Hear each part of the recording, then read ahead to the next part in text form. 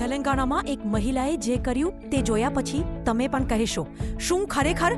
મેડમે શંકરપલ્લીમાં railway track પર સીધી પોતાની કાર ચલાવી અને ભૂલથી નહીં પણ સંપૂર્ણ યોજના સાથે ટ્રેક પર કાર અને ગતિ 40 કિલોમીટર પ્રતિ કલાકની હતી.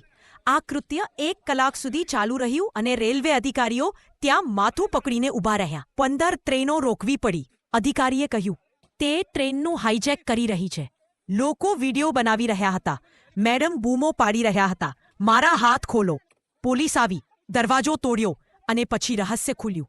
મેડમ એક બહુરાષ્ટ્રીય કંપની મધ્યે કામ કરતી હતી, પરંતુ તેમનું મન કદાચ રજા પર હતું.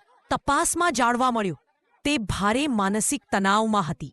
હવે પોલીસ તપાસ કરી રહી છે કે આ આત્મહત્યાનો પ્રયાસ હતો કે કંઈક ઊંડું. જે પણ હોય, એક વાત ચોક્કસ છે, રેલવે ટ્રેક પર બનેલું આ વાસ્તવિક નાટક કોઈ ફિલ્મથી ઓછું નહોતું.